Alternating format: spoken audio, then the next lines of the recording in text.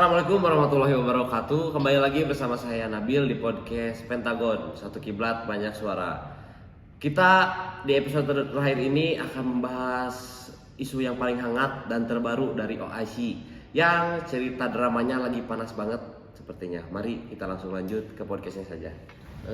Coba deh Nar, apa sih jelasin kejadian Medellin itu kayak gimana menurut kamu? Jadi nih pekan lalu ada kapal bantuan kemanusiaan bernama Medellin yang coba selundupin suplai ke Gaza. Kapal ini ditumpangi aktivis internasional termasuk Greta Thunberg, Lian Cunningham, dan lainnya.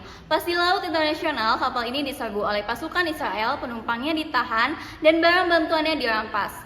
OIC langsung buka suara mengecam tindakan itu sebagai terorisme secara sistematis dan mendesak dibebaskannya para aktivis serta bantuan dikirim tanpa halangan. Cukup bagus sih, cukup bagus. Sekarang langsung lanjut aja lah ke Eki. Ki, bagaimana sih OIC merespon ini secara resmi?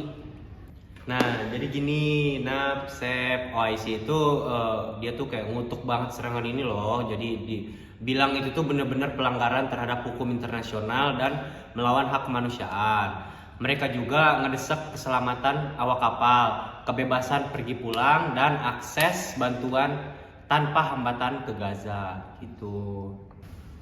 Menurut kamu kira-kira ada lagi nggak, Sep? Kalau menurut saya ada. OIC dorong negara anggota dan komunitas global untuk memberikan tekanan diplomatik ke Israel agar insiden serupa nggak terulang. Mereka juga minta organisasi internasional masuk supaya proses distribusi lebih aman.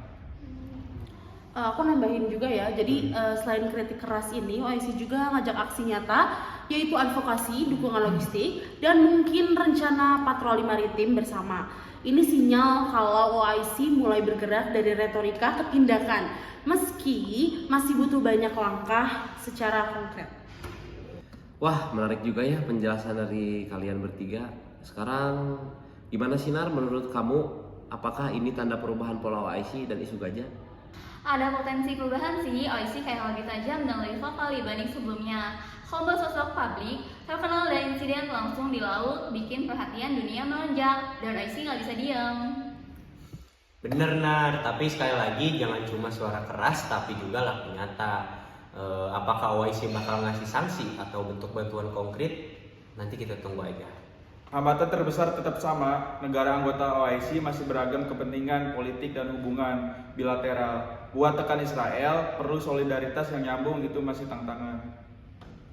Aku tambahin lagi ya, Sep. Jadi ini perspektif dari aku sih. Jadi insiden itu menunjukkan kalau aktor non-negara, yaitu aktivis atau LSM, juga bisa jadi media mobilisasi keluhan global.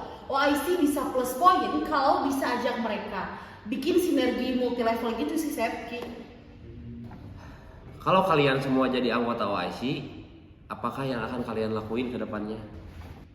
Formalkan maritim humanitarian koridor dengan kapal berkekuatan simbolik dari anggota OIC, bukan kapal aktivis. Jalur aman ini bisa dibuka di laut internasional di bawah payung OIC atau PBB. Selaraskan dengan mekanisme sanksi, misalnya negara anggota wajib ambil sikap diplomatik tegas kalau ada intervensi terhadap kapal OIC. Buat forum mekanis untuk monitoring insiden serupa kayak DES OIC untuk aksi kemanusiaan maritim lengkap dengan laporan bulanan ke anggota. Selanjutnya, perlu dilibatkan parlemen POIC. Kasih mandat ke mereka buat suarakan ini di negara masing-masing. Dukung pendanaan ekstra untuk bantuan ke Gaza dan publisitas internasional. Jadi ya teman-teman, intinya OIC udah buka gerakan dengan mengutuk keras insiden Medellin. Ini sinyal bagus, tapi tantangannya adalah aksi nyata, koordinasi regional, dan keberpihakan global. Ini momen global, OIC harus lebih peka. Jangan cuma omdo, harus berbuntut aksi. Mari gunakan momentum untuk bangun koridor kemanusiaan.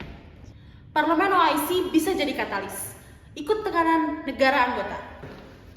Wah, keren banget podcast kita hari ini. Terima kasih buat Lara, Aset, Eki, dan Nafisa juga. Dan terima kasih juga buat penonton yang setia nonton podcast kita di Satu Kiblat Banyak Suara. Dan jangan lupa Like, Komen. Subscribe. dadah.